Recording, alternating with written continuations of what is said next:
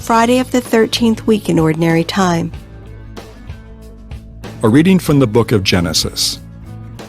The span of Sarah's life was 127 years. She died in Kiriatharba, that is, Hebron, in the land of Canaan, and Abraham performed the customary mourning rites for her. Then he left the side of his dead one and addressed the Hittites. "Although I am a resident alien among you, sell me from your holdings a piece of property for a burial ground, that I may bury my dead wife." After the transaction, Abraham buried his wife Sarah in the cave of the field of Machpelah, facing Mamre, that is Hebron, in the land of Canaan. Abraham had now reached a ripe old age, and the Lord had blessed him in every way.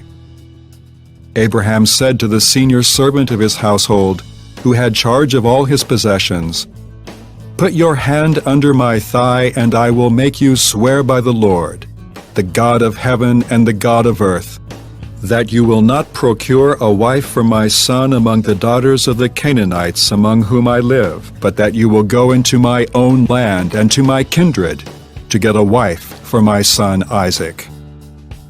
The servant asked him, "What if the woman is unwilling to follow me to this land? Should I then take your son back to the land from which you migrated?" "Never take my son back there for any reason," Abraham told him. "The Lord, the God of heaven, who took me from my father's house and the land of my kin, and who confirmed by oath the promise he then made to me, I will give this land to your descendants. He will send his messenger before you, and you will obtain a wife for my son there. If the woman is unwilling to follow you, you will be released from this oath, but never take my son back there." A long time later, Isaac went to live in the region of the Negeb.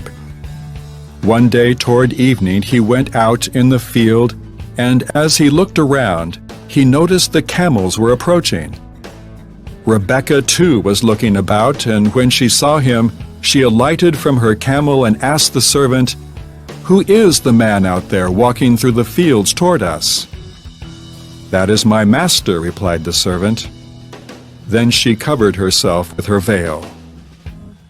The servant recounted to Isaac all the things he had done. Then Isaac took Rebekah into his tent. He married her, and thus she became his wife. In his love for her, Isaac found solace after the death of his mother Sarah. The word of the Lord. The responsorial psalm. The response is, "Give thanks to the Lord, for he is good. Give thanks to the Lord, for he is good, for his mercy endures forever. Who can tell the mighty deeds of the Lord, or proclaim all his praises? Give thanks to the Lord, for he is good. Blessed are they who observe what is right, who do always what is just.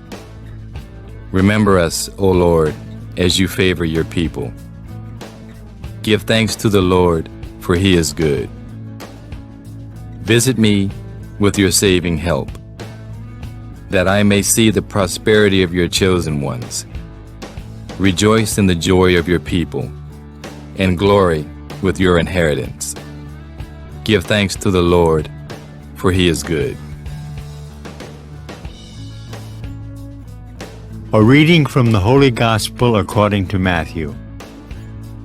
As Jesus passed by, he saw a man named Matthew sitting at the customs post. He said to him, "Follow me," and he got up and followed him.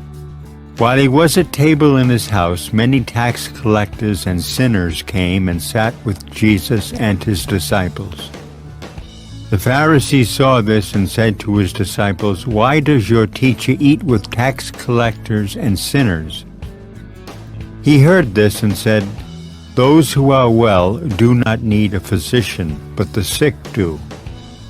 Go and learn the meaning of the words, I desire mercy, not sacrifice. I did not come to call the righteous, but sinners. The Gospel of the Lord. In The God of Surprises, Gerald Hughes notes how God can surprise us in so many ways. Isaiah said so explicitly, God's ways are not our ways. Jesus also shows us that God's ways are full of surprises. How often the people were amazed at what he said and did. He didn't follow convention, or act like the other religious leaders of Judaism. His unorthodox approach appears in today's gospel. Jesus calls an unlikely character, a tax collector, to be his friend and goes on to share a meal with tax collectors and sinners. Matthew and his friends were despised as sinners, collaborators with the Romans, lax in their morals, non-observers of God's law. Such people were to be avoided for fear of contamination. Jesus did not follow this path of exclusion and avoidance. He was not afraid of being contaminated by others. On the contrary, he wanted to change others and draw them to a better lifestyle. He went on to say, "What I want is mercy, not sacrifice." This is a key principle for Christian morality. Our Lord wants his own merciful spirit to find expression in the lives of his followers. We too are called to transform others by our openness and compassion. We are all to be agents of the Lord's transforming love and mercy.